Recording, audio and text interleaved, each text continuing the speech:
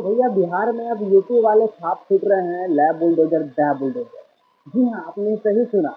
बिहार विधानसभा चुनाव में जब योगी जी प्रचार प्रसार के लिए बिहार आए थे तो लगता है सम्राट चौधरी पे अपना छाप छोड़ कर गए हैं। इसलिए बिहार में पूरा हर जगह हर कंप मचा हुआ है, लैब बुलडोजर दै बुलडोजर। बुलडोजर आती है और पूरा अतिक्रमण किए हुए लोगों को खाली करवा के चली जाती है। हर चीज पे बुलडोजर चल जाता है, दुकान पे बुलडोजर चल जाता है, घर पे बुलडोजर चल जाता है, हर चीज पे बुलडोजर चलता है। और बड़े बड़े मीडिया चैनल जो है हर बुलडोजर को हर हेडलाइन पे दिखाते हैं। जैसे यूपी में बुलडोजर चला, महाराष्ट्र में बुलडोजर चला, उत्तराखंड में बुलडोजर चला, सेम इसी प्रकार हेडलाइन में दिखाते हैं कि भैया आपके बिहार में बुलडोजर चल रहा है, आपको सारा परेशानी ही खत्म हो जाएगा। जितना आतंकवादी है बिहार से सफाया हो जाएगा बहुत ही जल्द। अब नीतीश कुमार का कोई काम ही नहीं। देखना ये होगा कि अब 2 दिन बचे हैं, नीतीश कुमार का पावर उतना ही रहता है या फिर नीतीश कुमार ऐसे ही चुप्पी साधे बने रहते हैं। भाई साहब, मुझे तो एक बात समझ में नहीं आ रही है कि 20 सालों से जो नीति नीतीश कुमार बना के रखे थे कि किसी भी गरीब को परेशान ना किया जाए और हम तो कभी नहीं करेंगे, वो नीति को चंद मिनटों में चंद दिनों में रौंद कर रख दिए बीजेपी वालों ने। आखिर 20 सालों से उनको क्यों नहीं दिख रहा था कि अतिक्रमण हुआ है, इतना सारा अपराध हुआ है। जैसे ही बीजेपी वाले के हाथों में गृह मंत्रालय आया, ओ भाई लग बुलडोजर दा बुलडोजर, हर जगह बुलडोजर। नीतीश कुमार का भाई क्लियर कट था कि कोई भी जो गरीब है उसको ना सताया जाए, कहीं से भी इसको हटाया ना जाए। एक तो बहुत ही मुश्किल से बिहार में लोग रोजगार करते हैं, धंधे करते हैं, लेकिन अब तो उसको भी वहां से हटाकर सीधे बाहर फेंक दिया जाता है। गरीब लोगों के घर पे बुलडोजर चल रहा है। अब लोग कहेंगे अरे भाई कैसे पागल वाली बात करते हो। तो जरा सुनो, वो क्या कहेंगे पता है? वो कहेंगे भाई अतिक्रमण अगर सरकार के जमीन में करके बैठोगे तो तुमको छोड़ देगी क्या सरकार? नहीं भगाएगी? अरे भाई तो मैं तुमसे पूछना चाहता हूँ कि आप ये बताओ कि 20 साल से जब नीतीश कुमार अपने सत्ता में थे तो फिर उन्होंने क्यों नहीं हटाया? वो भी तो आखिर एनडीए में थे। आखिर 20 सालों से उनको कोई सजेशन क्यों नहीं दिया कि भाई हटाओ, हटाओ, जो भी गरीब है जो अतिक्रमण कर बैठे हैं बिहार सरकार में या रोड पे जो दुकानदारी खोल के बैठे हैं उसे हटाओ, भगाओ। 20 साल से तो किसी को नहीं सूझा। लेकिन जैसे ही बीजेपी की सरकार आई, जैसे ही बीजेपी को में पावर आई कि बस योगी वाला बाबा बुलडोजर लेके आ गए बिहार में और बस ले हर जगह बुलडोजर चलने लगा। आप बताओ गरीब लोगों का क्या होगा? उनका तो जो नीतीश कुमार का नीति था 20 सालों का, वो कुछ दिनों में ही सारा नीति को बर्बाद करके रख दिए। तो बड़ी मुश्किल से लोग बिहार में अपना रोजगार जमा पाते हैं, लेकिन इसमें भी जब बुलडोजर चलने लगे तो लोग क्या करेंगे?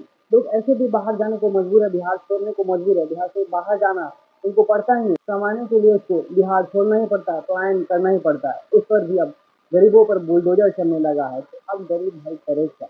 जो अपना दुकान दौरी खोल के बैठे थे वो उनका दुकान दौरी अब धीरे धीरे समाप्त हो रहा है, उनके बुलडोजर चढ़ रहे हैं, बुलडोजर फाड़ फेंक रहे हैं। भैया अब करेंगे क्या? इतना सब होने के बावजूद भी नीतीश कुमार चुप्पी साधे क्यों बैठे हैं, किसी को समझ में नहीं आ रहा है। ये बात तो साफ समझ में नहीं आ रहा है कि बड़े बड़े मंत्रालय होने के बाद भी नीतीश कुमार अब चुप्पी साध लिए।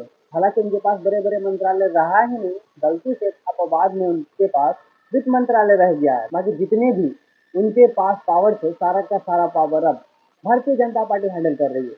मुख्यमंत्री नीतीश कुमार तो सिर्फ अब दिखावे का मुखौटा रह गए हैं। बाकी जितने भी काम होता है सारा का सारा काम का हैंडल भारतीय जनता पार्टी के पास है। अब देखना यह है कि 2 तारीख के दिन स्पीकर पद का चुनाव होना है। अब आप सोचेंगे कि भाई चुनाव कैसे? तो भाई चुनाव इसलिए कि ना तो नीतीश जी मान रहे हैं, ना ही भारतीय जनता पार्टी के लोग मान रहे हैं। नीतीश जी बोल रहे हैं मेरे पास स्पीकर पद होना चाहिए, तो भारतीय जनता पार्टी कह रही है कि मेरे पास स्पीकर पद होना चाहिए। इसका बीच का सॉल्यूशन निकाला गया और इससे अब चुनाव रखा गया। चुनाव होगा 2 तारीख को और तब निर्णय होगा कि दोनों में किसके पक्ष में भारतीय जनता पार्टी या फिर जेडीयू के पास ये स्पीकर पद की कुर्सी जाती है। अब आप कहोगे कि भाई भारतीय जनता पार्टी के पास ज्यादा सीटें हैं तो फिर वो सीट जीत जाएंगे, उनके पास स्पीकर पद चला जाएगा। और जेडीयू के पास मात्र 85 सीट है तो फिर वो खाली हाथ रह जाएंगे, उनके पास स्पीकर पद की कुर्सी नहीं जाएंगे। तो ऐसा बिल्कुल भी नहीं है, क्योंकि इसमें भी खेला होने वाला है। अगर नीतीश जी आरजेडी से मदद मांगते हैं तो कुछ हो सकता है।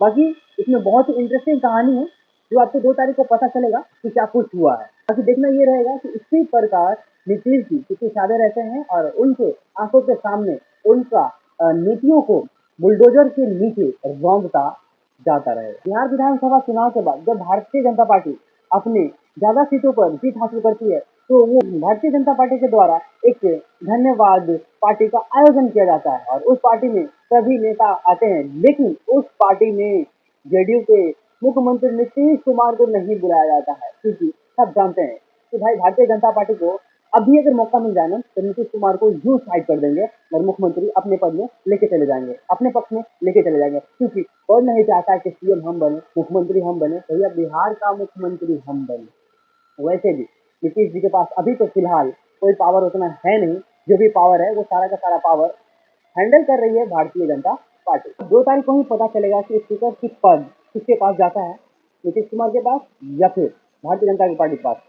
अब आप ये सोच रहे होंगे कि भाई स्पीकर पद में ऐसा है क्या? स्पीकर पद जिनके पास भी रहेगा ना वो चाहे तो कुछ भी कर सकते हैं, क्योंकि जो ताले का चाबी होता है ना स्पीकर पद के ही पास ही होता है, और स्पीकर पद जिनके पास है वो आसानी से कोई भी गेम को चेंज कर सकते हैं, आसानी से अपनी बातों को मनवा सकते हैं। चाहे तो वो कहेंगे कि इस विधायक का बात सुनिए तो वो सुनेंगे, या फिर वो कहेंगे कि इस विधायक का बात नहीं सुनना है तो इनकी बात नहीं सुनेंगे। तो ये होती है स्पीकर पद का पावर, जो दोनों टक्कर में है और दोनों सोच रहे हैं कि ये पद जो है हमारे पास आ जाए तो ये पद हमारे पास आ जाए। अब 2 तारीख को देखना होगा कि किनके पास पद जाता है। चुनाव होना है 2 तारीख को स्पीकर पद का। अब सब डाउट में है कि भैया जिनके पास ज्यादा सीट है वही कहीं जीत न जाए, तो ऐसा नहीं होने देंगे नीतीश जी, क्योंकि नीतीश जी बहुत ही काफिर मानते हैं, क्योंकि वो महागठबंधन से मदद जरूर मांगेंगे, और ऐसा हुआ तो फिर वो अपना सरकार फिर से बनाए। चलिए देखते हैं क्या कुछ होता है।